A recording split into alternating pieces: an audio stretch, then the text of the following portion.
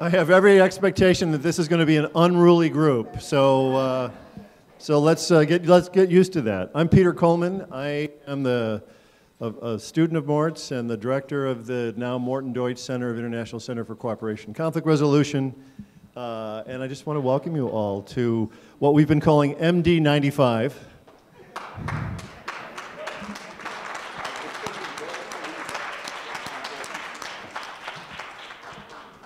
So this has been a collaborative effort. I want to thank a couple of people in particular. So Harvey, where'd Harvey go? He's here. Harvey has been key to organizing this and moving it forward. And Susan, is Susan here? Suzanne, sorry, Suzanne Lipton is right there, and she's, as you know, has been really the main organizer of that. And then just center staff, Claudia and Molly and anybody else who's here, Charlotte, if you're here, and others who've been helping along the way. So the history of this event, as you know, is 95 years in the making. So Mort was born something 95-ish years ago. And about, I don't know, a year ago or something, I think we were having a conversation about what we might do to kind of recognize this. And we brought Harvey in, and I had some grandiose vision that each of you would write some kind of book chapter that would epitomize your work and Mort's influence on you. And Harvey came in and said, no, this sounds horrible. Let's not do that. Let's instead get together, talk, tell stories, enjoy ourselves. So that's the spirit of the day.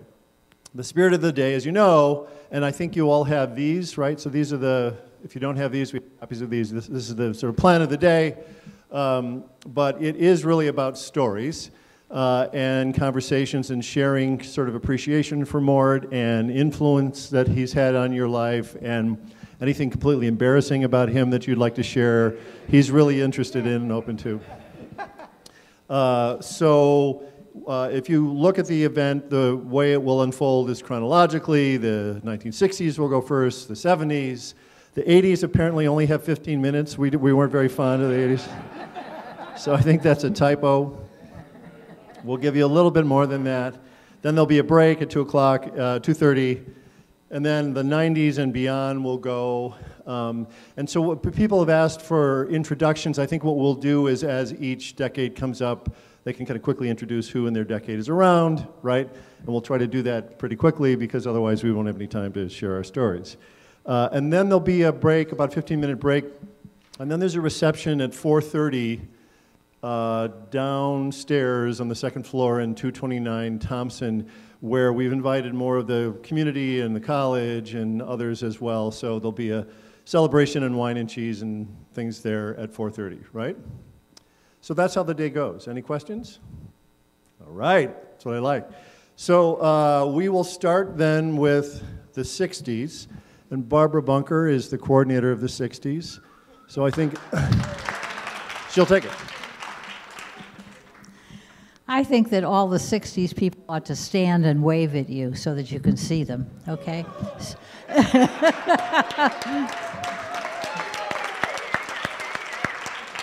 Good. Good. We're the first, so-called first generation. And in my fantasy, we're really a big family. And some of us have been talking this morning about how wonderful it is to be here and how excited we are about being here. And it is almost as though I anticipate meeting some of my cousins and second cousins and third cousins from the 90s and the 80s that I don't know. So I think we're an extended lineage, and we are having fantasies about how to kind of portray that for everybody. So what's going to happen in the 60s is that we're going to begin. Jakob Epstein has prepared for us an introduction to the 60s, because we're very aware that some of you weren't there, okay? And so you need a little updating, okay? And after Jaak, Harvey Hornstein is going to, who is one of Mort's first students, is going to talk a little bit. And then David Johnson is going to talk. And then Jaak will talk, and then Roy Lewicki will talk, and if there's anything left to say, I will make a few short remarks. And then the other people from the 60s who want to say something will have a chance to say something. And hopefully we will stay within the time frame. I have these large little cards that say 5 minutes, 3 minutes, 2 minutes, so we'll see what they do, basically. Yeah, and I might use you, Ken, as the hook. Okay, so Jaak, over to you. This is dedicated to you, Mort. It's about the 60s, and it's to Mort with love.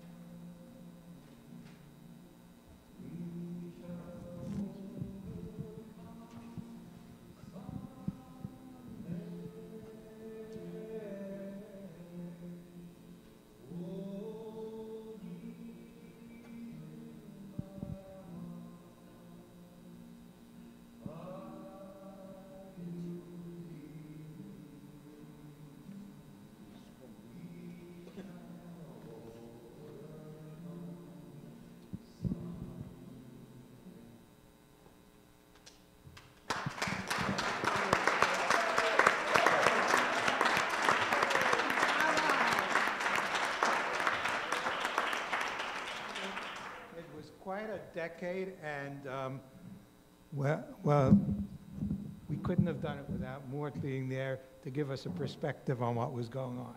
So thank you so much.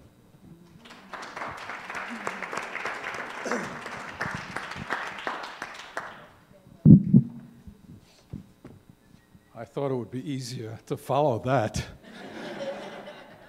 than it turns out to be. It's sadly, sometimes you need the perspective of distance to see the splendorous sheen of a golden age.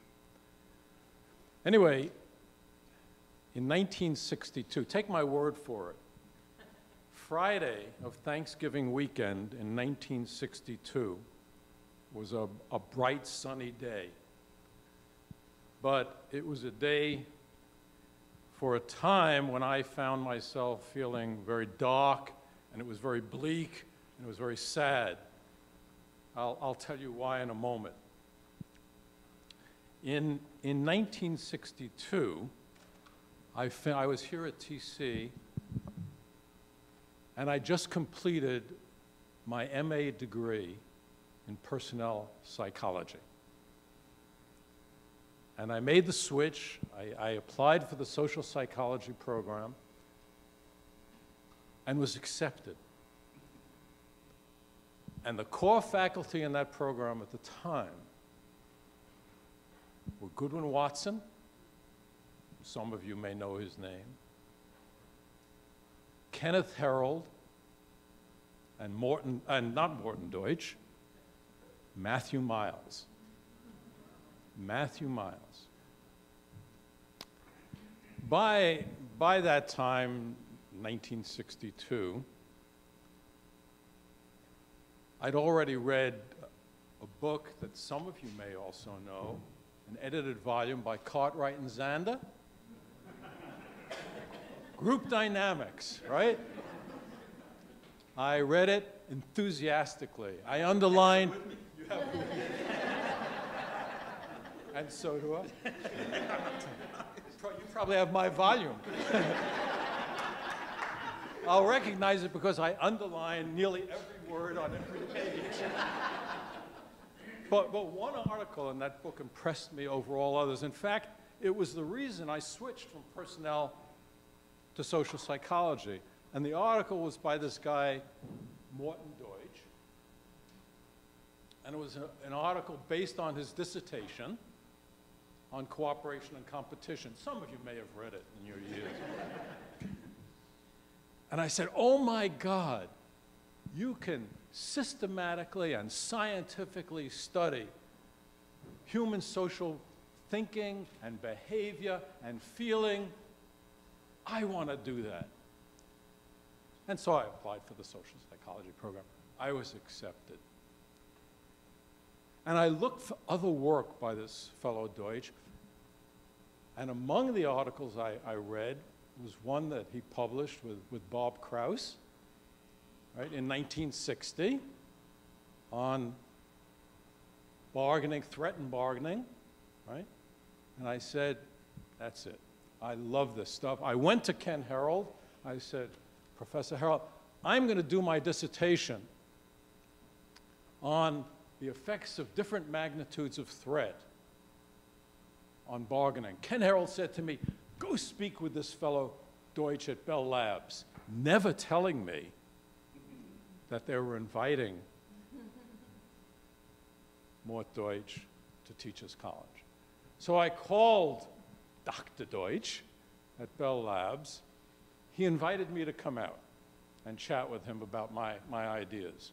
I went out to Bell Labs, we chatted, and as we agreed, I sent him a draft of my ideas for my dissertation, and he invited me to come and talk with him about those ideas and that draft at his apartment on 86th Street on the Friday of Thanksgiving in 1962. And as I told you, it was a bright sunny day, but by the time I arrived at his apartment, I was bleak, and it was in a dark mood. And why? Well, in addition to the anxiety that I felt over meeting this very important man, this illustrious, this awesome scholar, I had changed my ideas. I'd revised my proposal. And so as we were walking through his apartment, I fearfully said to him, Dr. Deutsch, I said, I have to apologize. You've spent your time reading this, but it's out of date. I have a new set of ideas. I have a revision. And Mort, you turned to me, and just 4 words, which have stayed with me forever. And I try to live up to them. And you said, don't ever apologize for revisions.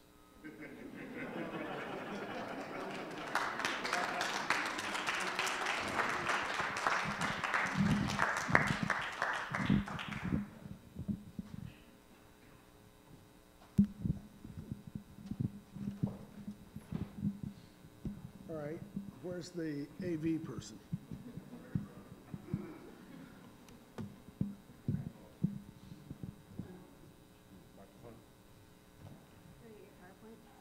Yes.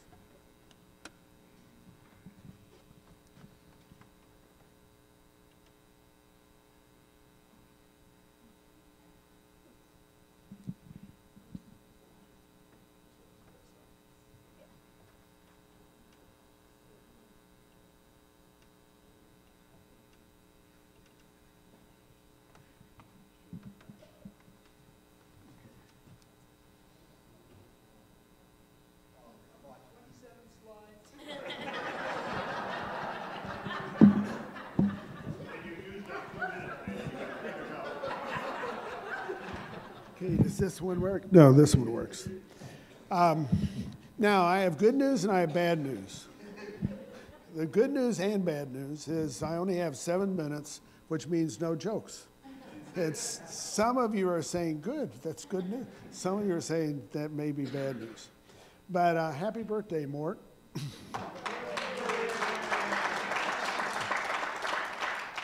And for those of you who don't know me, I'm David Johnson. I entered the program in the fall of 1962, and I came to study with Goodwin Watson.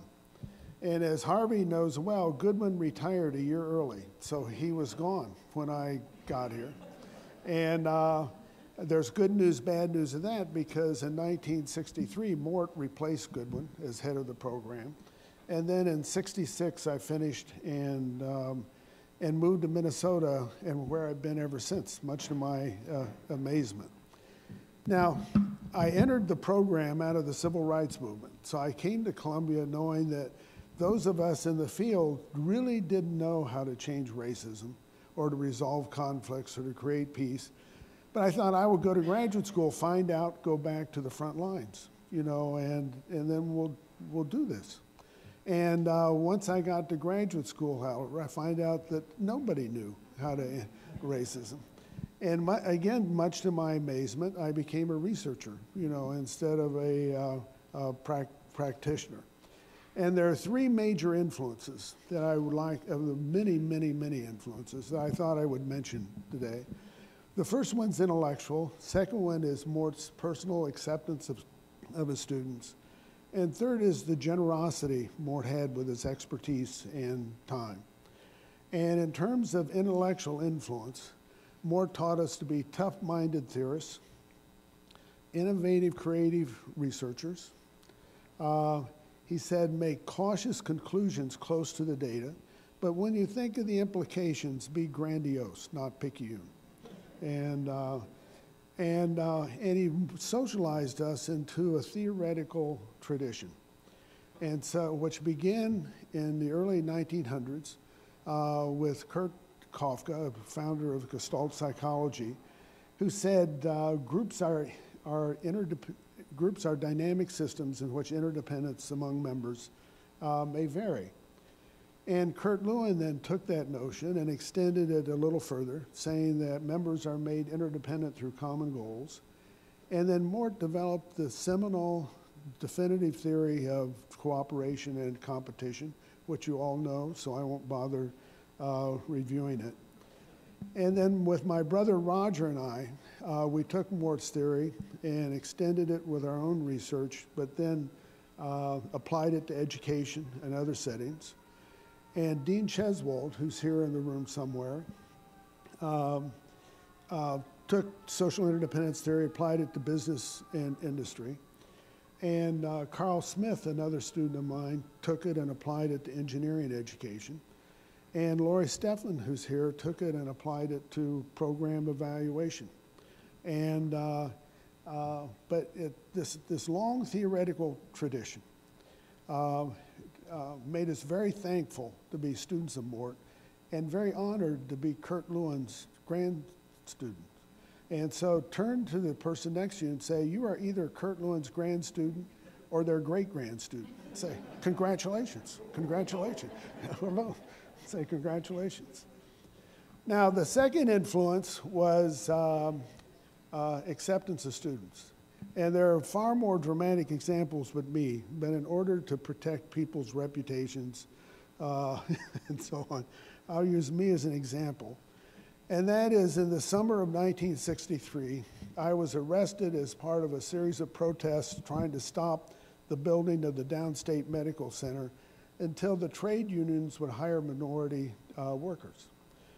And so one of the first conversations I had with Mort in the fall of 1963 when he came was I had to go in and say, well, I will miss class tomorrow and be gone all day because I'm in court. And there's some chance I might go to jail for a while. And Mort listened with a very neutral expression on his face and said, okay, keep me informed. And I had come from Indiana where the far right had made a great deal of misery for me and my family because of my involvement in civil rights. And as I walked out of Mort's office, I thought, I must have died and gone to heaven. You know, this is... But Mort had a basic acceptance of students that all of us felt while we were there. And then the third influence was his generosity with time and expertise. And that is when Dean Cheswold and I would ever get together, we would spend hours and hours talking about theory and our next round of research studies and so on. And we would often say, wouldn't it be great if Mort were here for these discussions? So in the winter of 1998, I called Mort and said, would you be interested in coming to Minnesota for 2 or 3 days and talking with Dean and I? And much to my amazement, Mort said yes. And that started what became known as the Social Interdependence Theory Conferences, which lasted from 1998 to 2009 at Silver Wind Horse Farm in Minnesota. And we followed a procedure called quasi-stripper, which is, how do you pronounce it, Mort? Quasi-stripper, close enough. Which was, Kurt Lewin developed the term to describe a conversation that would start looking at one of our studies or an article we're working on, but just sort of the conversation would just sort of wander wherever it would for 3 or 4 days. It was terrific, and it was very incredibly nice of Mort to come for those 10 years and to share his expertise with us. This is the 2005 theory conference. We tried to keep it to 6 people, but it always got to be more. And now, in 2002, at the 2002 theory conference, largely due to the brainstorming and planning of Dean Cheswold, I can't take credit for it, we gave Mort the non-substitutability award. And at age 95, there is still no substitute for Mort Deutsch. And Mort, for all you've given me, my students, my colleagues, thank you.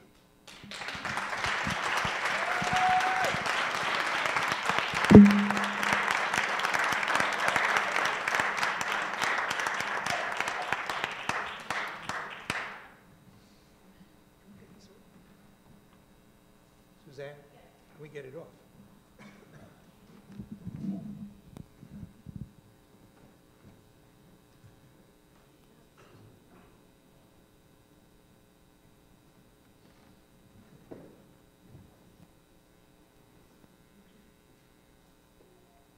Great. Okay. I'm Jaak Epstein, and I want to just I took my time with the first thing, so I'll just be very brief. But I'm going to play off what Harvey and David said with a couple of stories. Harvey talked about how he was trembling and in awe of Mort, and I certainly felt the same way. Mort was so accepting of everybody and so accepting of the ideas of his colleagues. Matt Miles, who was mentioned before, was very interested in organizational climate, and he was studying the climate of organizations. And so Mort thought it would be interesting, I don't know whether the idea started with Matt or with Mort, to study the climate of the social psychology program here at Columbia. So we went off on a retreat to Greystone, which I guess is the conference center, or at least was at the time, for Teachers College. And we talked about a whole bunch of issues to try to discern what the climate was like here at Rutgers. And one of the things, geez, that's a whole Freudian slip, Mort, sorry. But what it was like here at Columbia.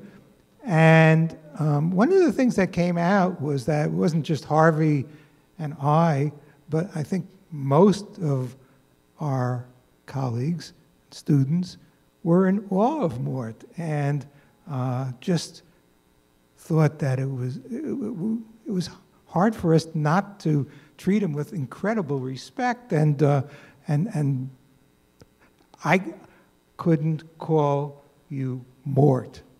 And I talked about that, we said that.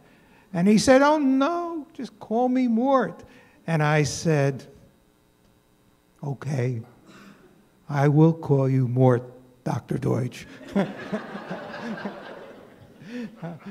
And a second story, and it has to do with how Mort inspired trust in all of us.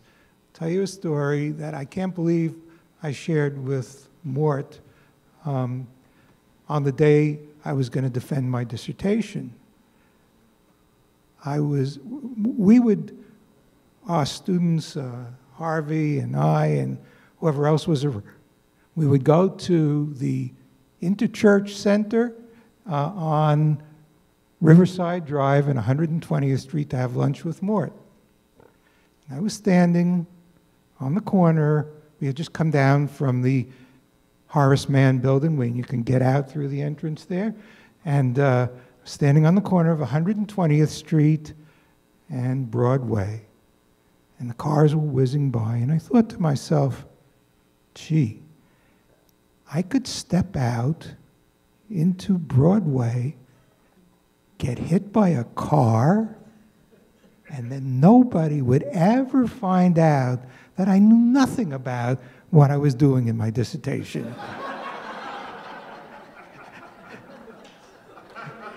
And I told that to Mort, and he said, look, if we wanted to get rid of you, we would have done it a long time ago. So I thank you for that vote of confidence, Mort. And the third story, and then I'll stop. Harvey and I were doing some work for a sociologist here at Columbia named Amitai Etzioni. We were doing some work at the time, just as they had the advanced placement courses in math and physics and sciences. They asked Professor Etzioni if he would work on a unit for the social sciences as well. And Amitai Etzioni asked Harvey to design a unit on social conflict, and Harvey asked me as one of his students to work with him on that.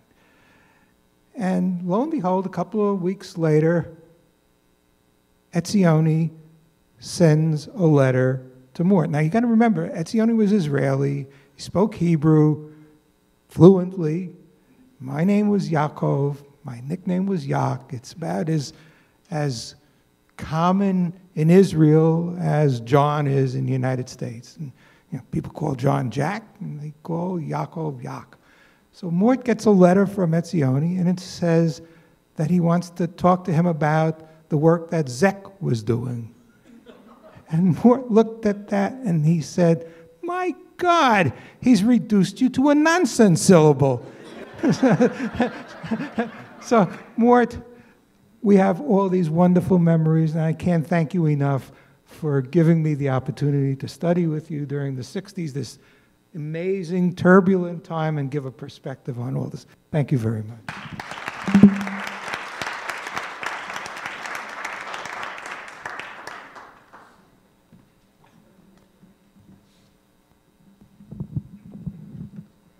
Is that on? Good. I'd rather use that. I'm Roy Lewicki. I arrived in the doctoral program in the fall of 1964, immediately after graduating with an undergraduate degree in psychology. I'd done some research work with an undergraduate advisor by the name of Lloyd Strickland, well-known social psychologist at the time. I was grateful for being accepted into the doctoral program because my alternative was the Mekong Delta. And that didn't look like a terribly attractive alternative at the time. I'd attended NTL and done a T group and said, wow. And then I read Cartwright and Zander, and I said, there's a T group and there's Cartwright and Zander, and I can't figure out what the two had to do with each other. But maybe somebody can. But this is really interesting to me, so I was really delighted because I felt I couldn't have made a better choice than to come here with a collection of faculty that included Mort and Harvey and Matt and Ken Harrell. We've spent, a group of us from that generation have spent a couple of long phone calls reminiscing over life and times, the backdrop of which is beautifully set by Yak in his presentation here in his video clip, and just some of the memories that have flooded back. Mort asked me to work with him on a study using the Acme Bolt trucking game, studying games of chicken, okay, and using the Acme Bolt trucking apparatus, which, if you remember, was in a little control room next to the lab, okay? And I can still lie awake at night hearing those annoying step switches, okay, which must have been sort of excess equipment that Bell Labs or AT&T threw off, okay? Recruiting subjects from Actors Equity, okay? We're the only available subject population other than undergraduates from across the street. And it's just sort of, this is today, those of us who use MTurk, you ought to go back and do an Acme Bolt trucking study so you understand the competitive advantage we have by sending out and getting your data back in an hour rather than in 5 weeks. Second memory, I arrived here really very politically naive, and having lunch at the Interchurch Center with Mort and sort of against the backdrop of the era that was so nicely presented in the video, and the anti-war movement and the civil rights movement and all those issues just really had a tremendous personal influence on my political and social value system. I mean, it was a dramatic reshaping for me of sort of what I thought about, and it also helped me sort of do something which is, I know Mort has been a tremendous influence in, and that is that, there's conflict in the streets and there's conflict in the lab, and let's see if we can figure out and how to make sense between the two of those. So the background and the environment serve for a great way to bring those issues together.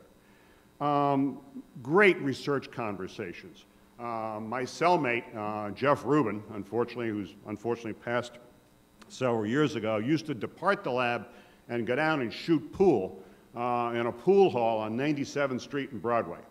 And we would get ourselves a beer and play 8-ball and talk research. Yeah, we talked research, honest, okay? We weren't just shooting pool. But we would have many wonderful conversations. It wasn't just back in the, in the Carrolls in the lab, but it was down in 128 in the pool hall and so forth. And I brought a fourth memory with me in case some of you have never seen this before, okay? This is Purple Ditto, okay? Okay? otherwise known as Exhibit A, okay? Okay, I have turned out, shows you how long this pack rat keeps things, okay? This is a proposal we wrote to Mort as a research proposal, which is a complete page full of nonsense, okay?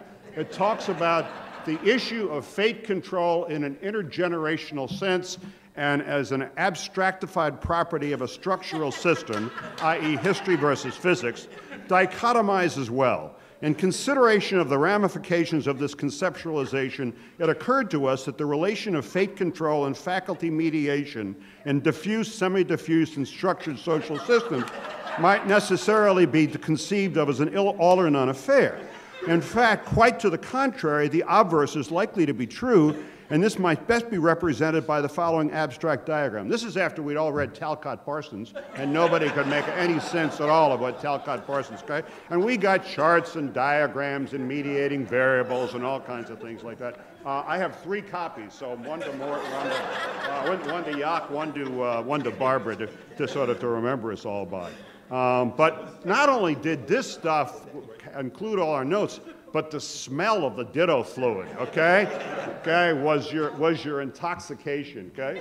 It was, okay? The last image is, with me, is working with Mort. And the visual image I want you to put in mind is the original Wizard of Oz, as Dorothy approaches the Great Oz, okay?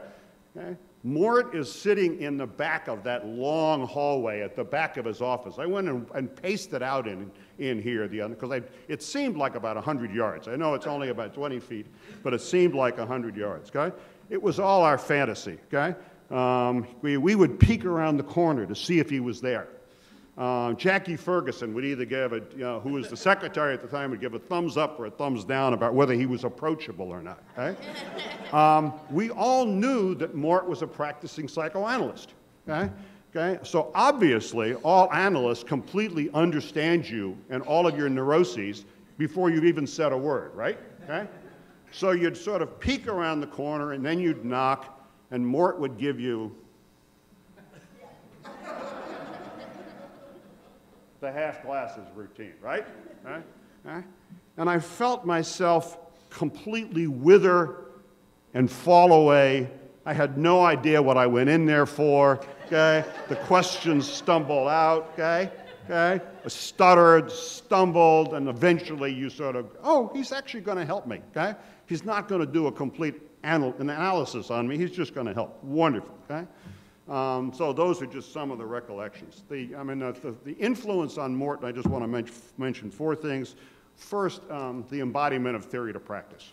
So much of what I've tried to do since my degree is to see the conflict dynamics in the world out there, to see what's going on in the literature, and to try to make sense and go back and forth between those. Most of my work's been in negotiation, and negotiation relationships, and the applied laboratory experiences and so forth have just been, and the ability to talk about those relationships were tremendous.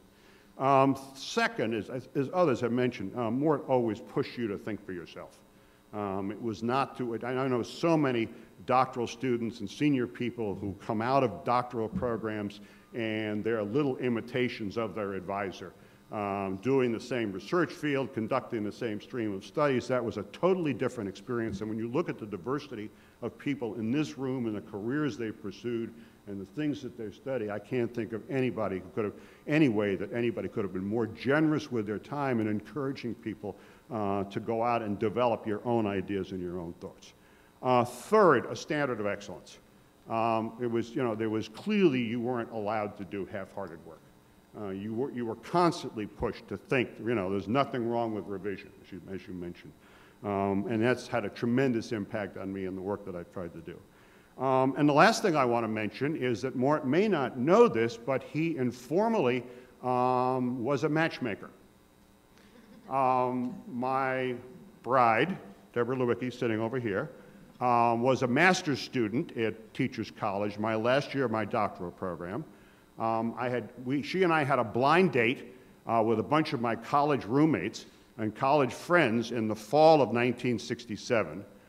It was a horrendous blind date, okay? It was awful. It ended in disaster. I thought I would never see her again.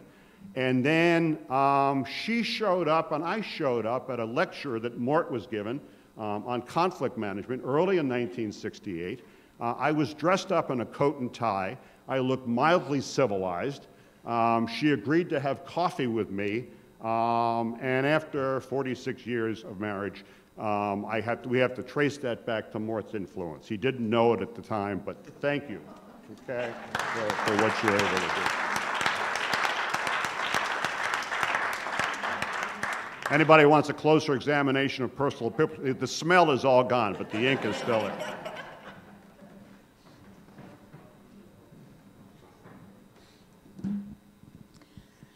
These have been wonderful conversations, and I don't have a lot to add to them other than I never even had to use my 5-minute promptings. I mean, I'm really impressed with these folks. You know, they really did what they said they would do. So I'm going to leave them up here for the next group.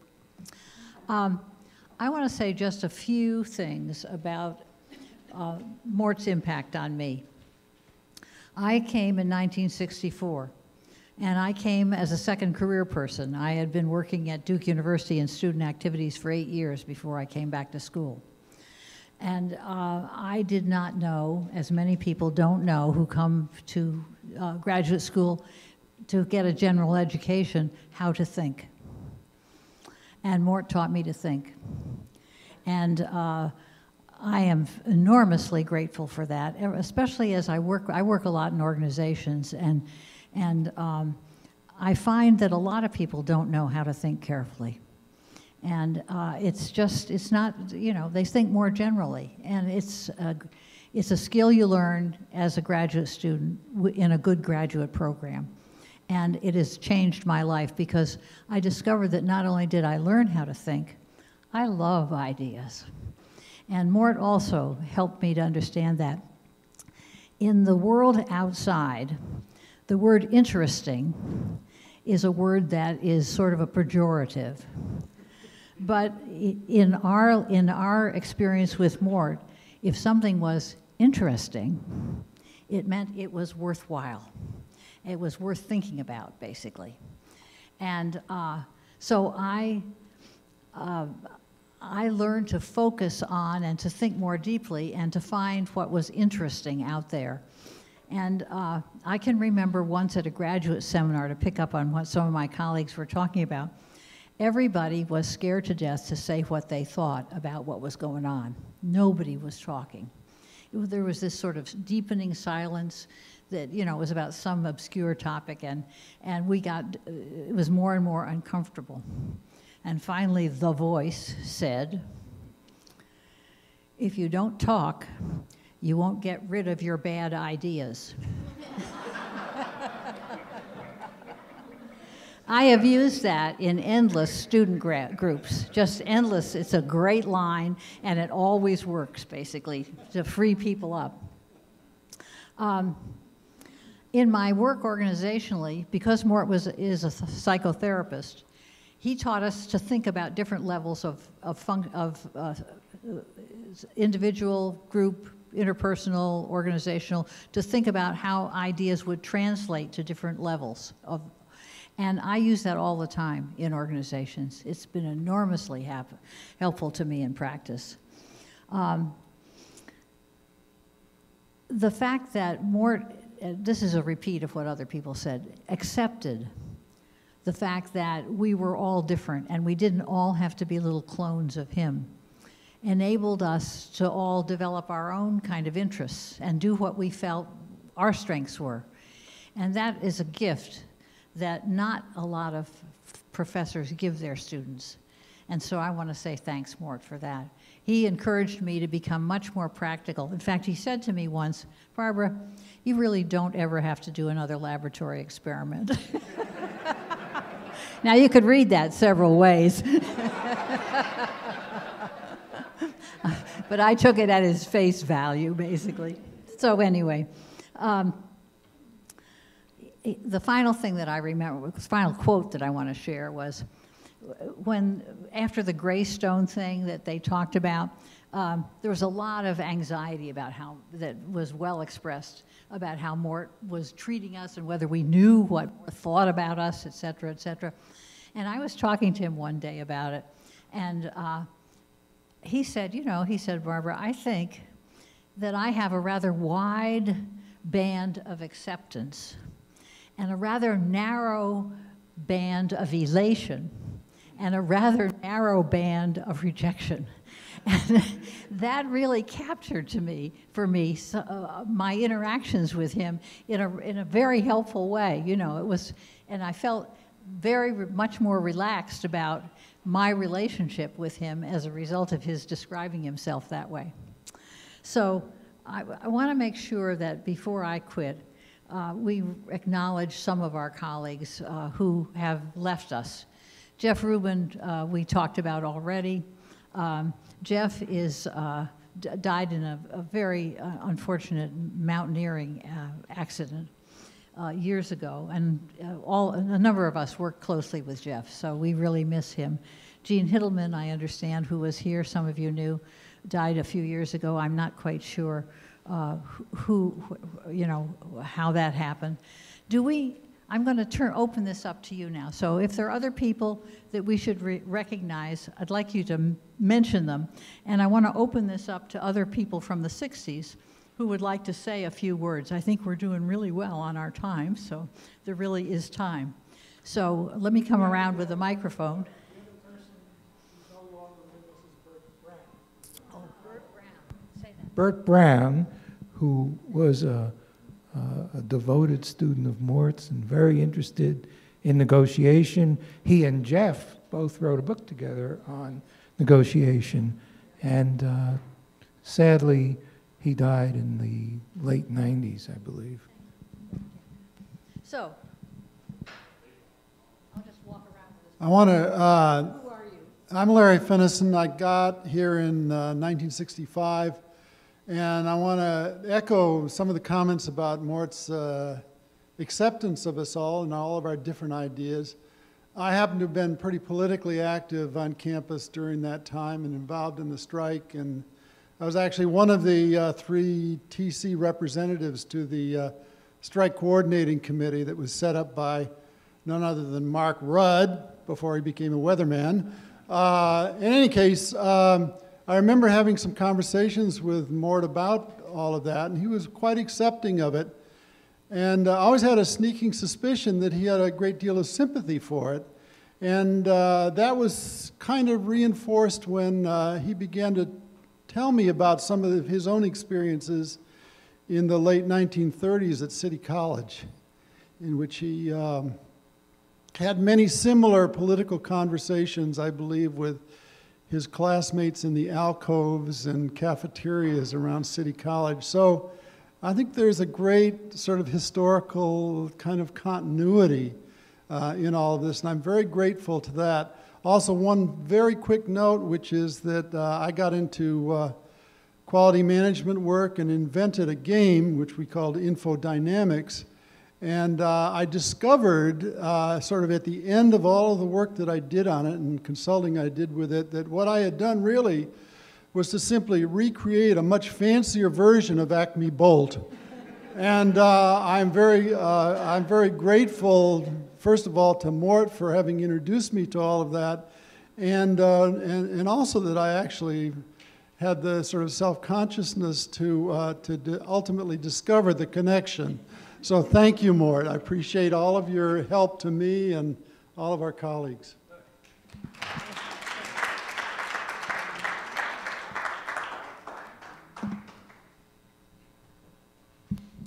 Hi, everybody. My name is Jackson Keitel. I was here late 60s, sort of on the cusp of the 70s, so I'm going to steal some time out of the 60s. I think I could tell you about the nude swimming we had in the TC swimming pool, but I won't. I think I could tell you about the social psych experiment I ran in a tent in Woodstock, and I think I'll pass on that as well. That was the spirit of the times. This was a great time to be at Columbia because there was so much, all of the mindsets were being shattered. Okay, so this is a kind of oral festive, and I'm very grateful to Mort and to Harvey and my colleagues here who basically took a chance on me, and I want to tell you by virtue of what I'm doing now, how some of that work is basically still alive. I've been a college administrator most of my life, and recently I got called out of retirement to be an interim dean down here at Bank Street, just south of the campus. And I did a self-study for them. I do a lot of work for the accreditation commissions. And so a self-study is a fabulous organizational design question and evaluation of skills that Barbara Bunker helped start me on many years ago. 70, 60, 50, 40 years ago. At any rate, so what do I worry about when I deal with a self-study with a progressive college? I worry about theory. I worry about what's the core theory, what kind of theory do they use? And I learn about theory and how to talk about theory from, in part, Deutsch and Krauss, Theories of Social Psychology. There's a very nice little section in there on how you evaluate theories. And Mort and Stanley Schachter, late Stanley Schachter, basically taught me everything I think I know about how to talk about theory, qua theory. And so that was alive and well, and you will see traces of it in a self-study that just recently, I think, has been accepted by the Middle States Association. So it's a way of keeping the Levinian promise alive in terms of that theory should be important, it should inform organizational design and quality of education. The second story is a little bit more personal in the sense that, like Larry, it was very hard to not be involved if you were on the campus because there was just so many things going on. And one of the things that I have most valued about the Levinian tradition in social psychology is its soft moral ethos, that improving the democratic prospect, improving the republic is an important part. Very few isms, but always a kind of gentle, insistent pressure on trying to do something better for society. And that was very much evident in, I remember very concretely, a situation where there was some sort of strike or picket line out in front of TC, and here comes Mort, half-glass Mort, comes out and he was very unupset. This was not, oh, you should be in class, there was none of this, it was, how are you, what's happening, what are you doing? And I took from that event, and the second fact, that TC, when a bunch of us got arrested, it was really hard to be on campus and not get arrested at that point if you wanted to be in a certain echelon. We spent the night in the Tombs, and the TC lawyer bailed us out and defended us. So TC didn't get upset, didn't do what the Columbia administration did, which was to throw up barriers and to not be understanding. And I took away from that event that it is possible to do good in society and to essentially combine an academic career with trying to make make our republic a better place. So I'm, again, very grateful to Mort, to Harvey, to Peter Gumpert, and if it wasn't for Charles Kadushin, I would have never finished. Thank you very much. We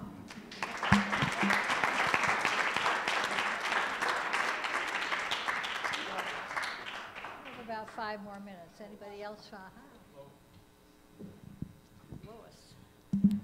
Hi, I'm Lois Beener. I came to the program in 1966 thinking that I was going to go into clinical psychology, which was also at TC. And I somehow ended up taking Mort's introductory social psych course, where it was my first opening into learning how to think after 4 years of college at Penn. And we did ideologues. I don't know if people still do ideologues. This was the best structure for thinking about theory and practice and hypothesis generation. And I continued to use that in my teaching as I went on for a while. I just wanted to say a few words about the era, which was quite dynamic. There were people, and this also speaks to Mort's acceptance. There were people in our program, King Collins, remember him? What about David? I can't remember his, David Nelson. I think his qualifying exam was done to bongo drums. And it was a rhyme, and he probably passed. But we all had such enormous respect and awe of Mort. And that came out in one of my dreams that I'll never forget, where I was a naked infant and I was on Mort's lap.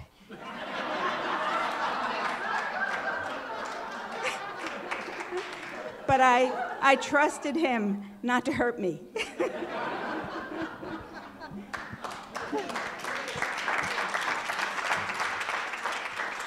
I dare you to top that. Anyone else from the 60s want to talk? Well, you're going to have an informal time to talk.